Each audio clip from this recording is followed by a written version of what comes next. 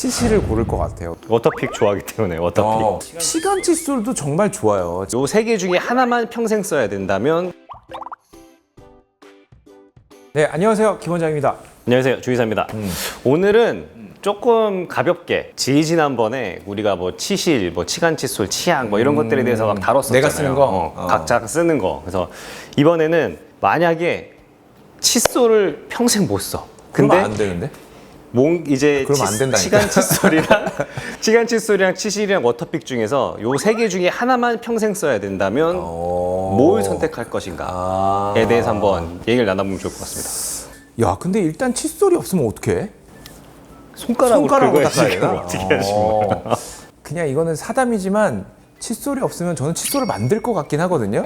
근데 이제 칫솔이 없다는 생각을 하고 만약에 고른다면 그 세 가지, 저 같은 경우는 항상 말씀드리지만 치실을 고를 것 같아요. 왜냐면은 이 치실이라는 게 치아를 닦아내는, 치아 사이사이를 닦아내는 데에는 이만한 게 없습니다. 그래서 저는 치실.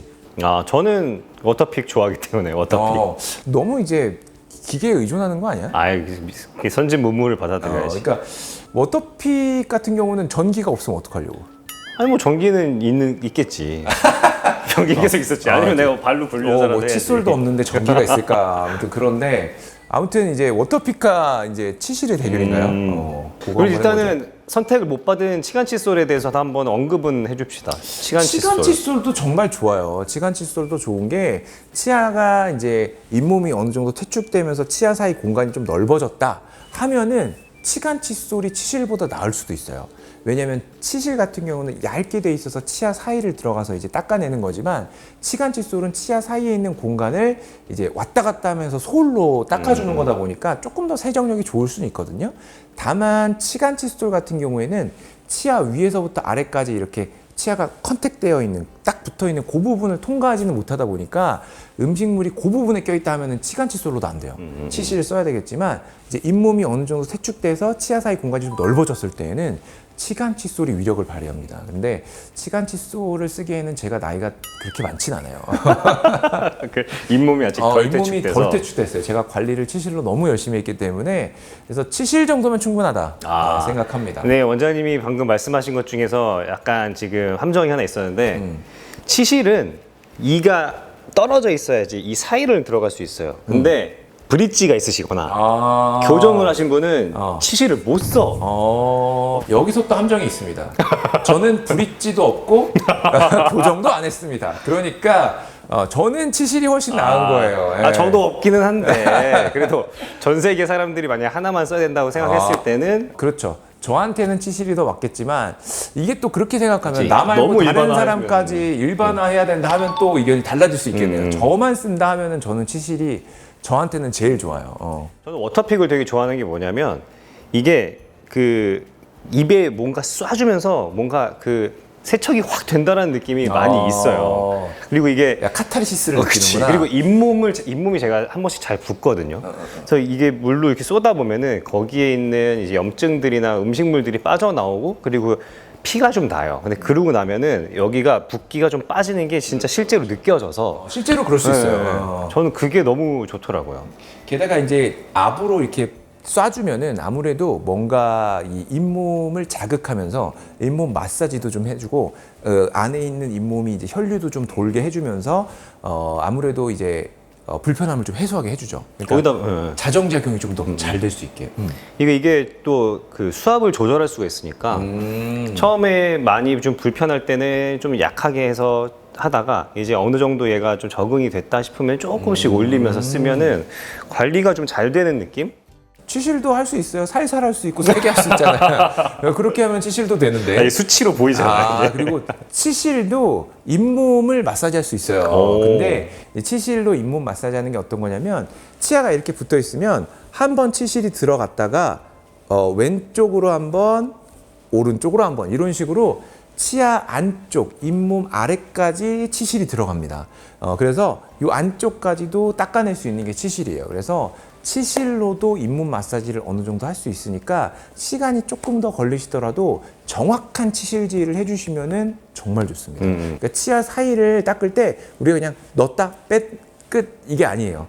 넣어서 한번 빼서 안에 있는 음식물 찌꺼기를 빼낸 다음에 다시 넣어서 왼쪽 한번 마사지 해주고 오른쪽 한번 마사지 해주고 이렇게 하게 되면은 진짜 정확하게 치실을 쓰는 거예요. 근데 이제 문제가 치실을 사용하는 것도 전제 조건이 치아 전체가 이미 깨끗한 상태에서 그러니까 치실을 사용할 때 안쪽에 막 치석이 붙어 있어. 그러면 안 들어가거든요. 그러니까 그런 것들은 이미 깨끗하게 청소되어 있는 상태에서 이 상태를 최대한 오랫동안 유지하려고 저희가 치실을 쓰는 거잖아요. 그러니까 기본적으로는 치석이나 이런 것들이 깨끗이 제거된 상태여야 돼요. 그 상태에서 치실을 올바르게 아까 말씀드렸죠. 오른쪽, 왼쪽 한 번씩 이렇게 해주시면은 저희가 이제 치석이 제일 잘 생기는 데가 아래 앞니 뒷면이잖아요. 요런 데 치석이 많이 생기는데 치실을 그렇게 계속해서 써주시게 되면은 치석도 거의 안 생겨요. 그래서 그런 장점이 좀 있습니다.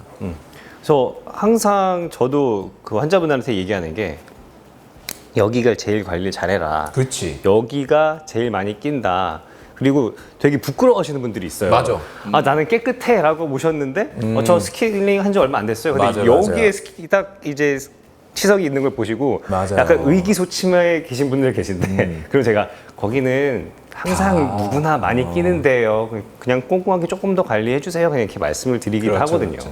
근데 그 저희 병원 같은 경우는 항상 스케일링을 하거나 뭘 하거나 미리 사진을 찍어서 분해 상태를 한번 보여드리는데 그게 되게 그치. 각성 효과가 꽤 있는 것 같아요. 내 치아 상태를 다이렉트로 볼 수 있다는 그런 게 있다 보니까 내가 이렇게 관리가 안 됐나? 이런 것도 좀 있을 수 있고 실질적으로 충치나 이런 것들도 육안으로 보면서 이제 설명을 들으시니까 훨씬 더 이해도도 좋아지고 하시는데 어쨌든 치실이 최고입니다.